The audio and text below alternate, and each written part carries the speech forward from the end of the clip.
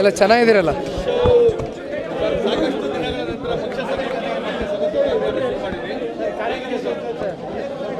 ಈಗಾಗಲೇ ರಾಜ್ಯದಲ್ಲಿ ಜನತಾದಳ ಪಕ್ಷ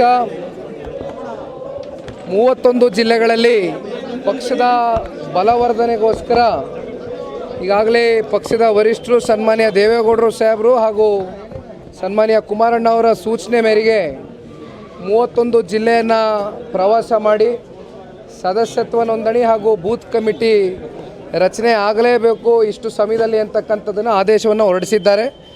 ಹಾಗಾಗಿ ಈಗಾಗಲೇ ತುಮಕೂರು ಮುಗಿಸಿದ್ದೇವೆ, ಕೊಪ್ಪಳಕ್ಕೆ ಹೋಗಿದ್ವು, ಇವತ್ತು ಮೈಸೂರಿಗೆ ಬಂದಿದ್ದೇವೆ. ಮುಂದಿನ ವಾರ ಮತ್ತೆ ಉತ್ತರ ಕರ್ನಾಟಕದ ಕಡೆ ಪ್ರವಾಸವನ್ನು ಕೈಗೊಳ್ಳುತ್ತೇವೆ.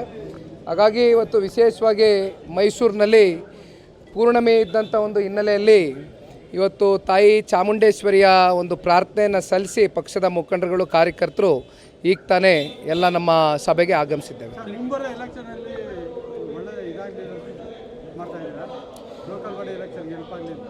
ಮುಂಬರ್ತಕ್ಕಂಥ 3 ಉಪಚುನಾವಣೆಗಳು, ಒಂದು ಶಿಗ್ಗಾವಿ, ಸಂಡೂರು ಮತ್ತು ಚನ್ನಪಟ್ಟಣ, ಅದು ಒಂದು ಭಾಗ. ಜೊತೆಯಲ್ಲಿ ಜಿಲ್ಲಾ ಪಂಚಾಯಿತಿ, ತಾಲೂಕ್ ಪಂಚಾಯಿತಿ ಚುನಾವಣೆಗಳು ಕೂಡ ಅತಿ ಶೀಘ್ರದಲ್ಲೇ ನಾವು ಎದುರಿಸ್ತಕ್ಕಂಥದ್ದಕ್ಕೆ ಸಿದ್ಧರಾಗಬೇಕಾಗಿದೆ. ಹಾಗಾಗಿ ಪೂರ್ವ ತಯಾರಿಗಳು, ಪೂರ್ವ ಸಿದ್ಧತೆಗಳು ತಳಮಟ್ಟದಿಂದ ಇವತ್ತು ಕಾರ್ಯಕರ್ತರಿಗೆ ಒಂದು ಉತ್ಸಾಹಕತೆಯನ್ನು ತುಂಬುವ ಮೂಲಕ ಇವತ್ತು ಈ ಕಾರ್ಯಕ್ರಮಕ್ಕೆ ಚಾಲನೆ ಕೊಟ್ಟಿದ್ದೀವಿ.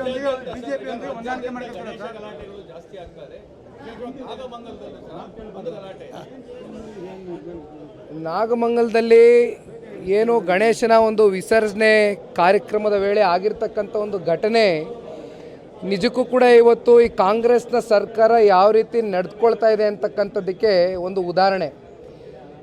ಎಲ್ಲೋ ಒಂದು ಕಡೆ ಇವತ್ತು ಸಂಪೂರ್ಣ ಇಂಟೆಲಿಜೆನ್ಸು ಫೇಲ್ಯೂರ್ ಆಗಿದೆ. ಇವತ್ತು ಯಾವುದೇ ವಿಚಾರ ಇರ್ಬೋದು, ಇವತ್ತು law and order completely failure ಆಗಿದೆ, ಇಂಟೆಲಿಜೆನ್ಸ್ ಫೇಲ್ಯೂರ್ ಆಗಿದೆ. ಇವತ್ತೇನು ಒಂದು ಸಮುದಾಯವನ್ನು ಓಲೈಕೆ ಮಾಡ್ಕೊಳ್ಳೋದಕ್ಕೋಸ್ಕರ ಇವತ್ತು ಇನ್ನೊಂದು ಸಮುದಾಯವನ್ನು ಕೈ ಬಿಡ್ತಕ್ಕಂಥದ್ದನ್ನು ನಾವೇನು ನೋಡಿದ್ದೇವೆ. ಇವೆಲ್ಲವನ್ನು ಕೂಡ ಇವತ್ತು ಬಹುಶಃ ಮಂಡ್ಯ ಜಿಲ್ಲೆಯ ಜನತೆ ಅತ್ಯಂತ ಪ್ರಬುದ್ಧರಿದ್ದಾರೆ, ಬುದ್ಧಿವಂತರಿದ್ದಾರೆ, ಎಲ್ಲವನ್ನು ಗಮನಿಸ್ತಾ ಇದ್ದಾರೆ. ಇವತ್ತು ಇಡೀ ದೇಶದಲ್ಲೇ ಒಂದು ಚರ್ಚೆಗೆ ಗ್ರಾಸವಾಗಿರ್ತಕ್ಕಂಥ ಒಂದು ಟಾಪಿಕ್ ಇವತ್ತು ನಾಗಮಂಗಲದಲ್ಲಿ ಆಗಿರ್ತಕ್ಕಂಥ ಘಟನೆ. ಇವತ್ತು ಏನು ಮಂಡ್ಯ ಅಂತ ಅಂದ ತಕ್ಷಣ ನಮಗೆ ಜ್ಞಾಪಕ ಆಗ್ತಕ್ಕಂಥದ್ದು ರೈತ ಪರವಾದಂಥ ಒಂದು ಹೋರಾಟಗಳು. ಇವೆಲ್ಲವನ್ನು ಇವತ್ತು ಯಾವ ರೀತಿ ಕಾಂಗ್ರೆಸ್ನ ಸರ್ಕಾರ ನಡ್ಕೊಳ್ತಾ ಇದೆ ಅಂತಕ್ಕಂಥದ್ದು ನಮ್ಮ ಕಣ್ಮುಂದೆ ಇವತ್ತು ಈ ರಾಜ್ಯದ ಜನತೆ ಕೂಡ ಪ್ರಶ್ನೆಯನ್ನು ಮಾಡ್ತಾ ಇದ್ದಾರೆ. ಆದರೆ ಇವತ್ತು ಈ ನಾಚಿಕೆಗೇಡಿನ ಕಾಂಗ್ರೆಸ್ ಸರ್ಕಾರ ಉತ್ತರ ಕೊಡಲಿಕ್ಕೂ ಕೂಡ ಅವ್ರಿಗೆ ಸರಿಯಾದಂಥ ಉತ್ತರಗಳಿಲ್ಲ.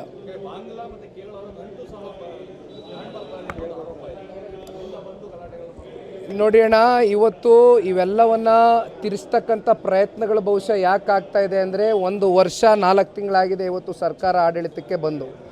ಏನು ಹಗರಣದಲ್ಲಿ ಭ್ರಷ್ಟಾಚಾರದಲ್ಲಿ ಮುಳುಗಿರ್ತಕ್ಕಂಥ ಈ ಕಾಂಗ್ರೆಸ್ನ ಸರ್ಕಾರ ಅವರ ತಪ್ಪುಗಳನ್ನ ಮುಚ್ಚಿಟ್ಕೊಳ್ಳೋಕ್ಕೋಸ್ಕರ ದಿನನಿತ್ಯ ಕೆಲವೊಂದಷ್ಟು ಅವ್ರದ್ದಾದಂಥ ಸುದ್ದಿಗಳನ್ನ ಹೊರಡಿಸ್ತಾ ಇದ್ದಾರೆ.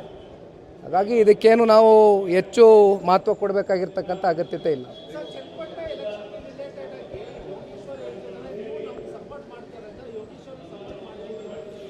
CP ಯೋಗೀಶ್ವರ್ ಅವರು ಮೊನ್ನೆ ದಿನ ಮಾಧ್ಯಮಕ್ಕೆ ಪ್ರತಿಕ್ರಿಯೆಯನ್ನು ಕೊಟ್ಟಿರ್ತಕ್ಕಂಥದ್ದು ನೀವು ಕೂಡ ನೋಡಿದ್ದೀರಿ, ರಾಜ್ಯದ ಜನತೆಗೂ ತೋರಿಸಿದ್ದೀರಿ.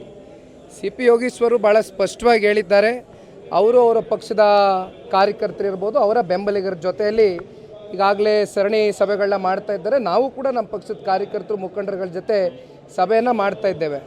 ಒಟ್ಟಾರೆಯಾಗಿ NDA ಅಭ್ಯರ್ಥಿ ಕಣಕ್ಕಿಳಿತಾರೆ, ನಾವೆಲ್ಲ ಒಗ್ಗಟ್ಟಾಗಿ ಚುನಾವಣೆಯನ್ನು ಎದುರಿಸ್ತೇವೆ.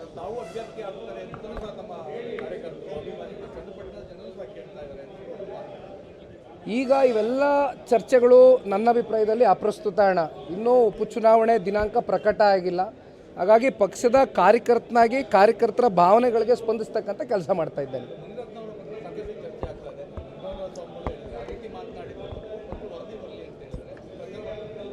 ಈಗ ಇವೆಲ್ಲವಕ್ಕೂ ಕೂಡ ತಾವು ಹೇಳ್ದಂಗೆ ಇವತ್ತು ಸ್ವಾಮೀಜಿಗಳು ಏನು ಹೇಳಿದ್ದಾರೆ, ನಿನ್ನೆ ದಿನ ನಾನು ಕೂಡ ಚನ್ನಪಟ್ಟಣದಲ್ಲಿ ಇದೇ ವಿಚಾರ ಪ್ರಸ್ತಾವನೆ ಮಾಡಿದ್ದೇನೆ.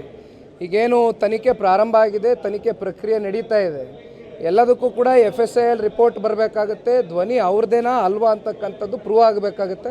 ಹಾಗಾಗಿ ಅಲ್ಲಿವರೆಗೂ ನಾವೆಲ್ಲರೂ ಕಾದು ನೋಡೋಣ.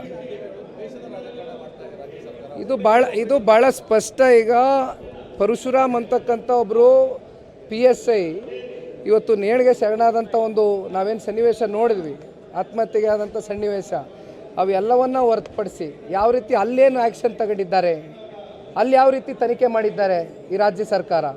ಆದರೆ ಈ ವಿಚಾರದಲ್ಲಿ ಇವತ್ತು ದ್ವೇಷದ ರಾಜಕಾರಣ ನಡೀತಾ ಇದೆ ಅಂತಕ್ಕಂಥದ್ದು ಕೂಡ ಸ್ಪಷ್ಟ, ಅದು ಕೂಡ ಬಯಲಿಗೆ ಬಂದಿದೆ.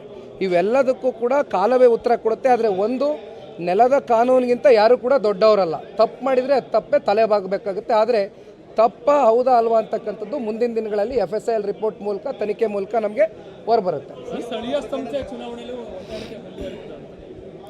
ನಾವು ಪ್ರತಿಯೊಂದು ಚುನಾವಣೆಯಲ್ಲೂ ಹೊಂದಾಣಿಕೆಯಿಂದ ಹೋಗಬೇಕು ಅಂತಕ್ಕಂಥದ್ದೇ ಪಕ್ಷದ ವರಿಷ್ಠರು ದೇವೇಗೌಡರು, ಸನ್ಮಾನ್ಯ ಕುಮಾರಣ್ಣವರು ನಿರ್ಧಾರ ಮಾಡಿದ್ದಾರೆ. ಕೇಂದ್ರದ ನಾಯಕರು ಕೂಡ ಅಷ್ಟೇ ಸನ್ಮಾನ್ಯ ಕುಮಾರಣ್ಣವ್ರಿಗೆ, ದೇವೇಗೌಡರು ಸಾಹೇಬರಿಗೆ ಅತ್ಯಂತ ಗೌರವದಿಂದ ನಡೆಸ್ಕೊಳ್ತಾ ಇರ್ತಕ್ಕಂಥದ್ದನ್ನು ನೀವೆಲ್ಲ ನೋಡಿದ್ದೀರಿ. ಹಾಗಾಗಿ ನಾವೆಲ್ಲ ಒಗ್ಗಟ್ಟಾಗಿ ಚುನಾವಣೆಗಳನ್ನ ಎದುರಿಸ್ತೇವೆ.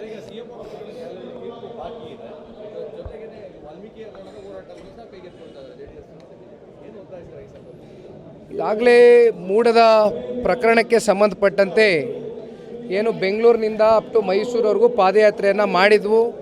ಜನಗಳಲ್ಲಿ ಒಂದು ಜಾಗೃತಿಯನ್ನು ಮೂಡಿಸ್ತಕ್ಕಂಥ ಒಂದು ಹಿನ್ನೆಲೆಯಲ್ಲಿ ಪಾದಯಾತ್ರೆಯನ್ನು ಮುಗಿಸಿದ್ವು.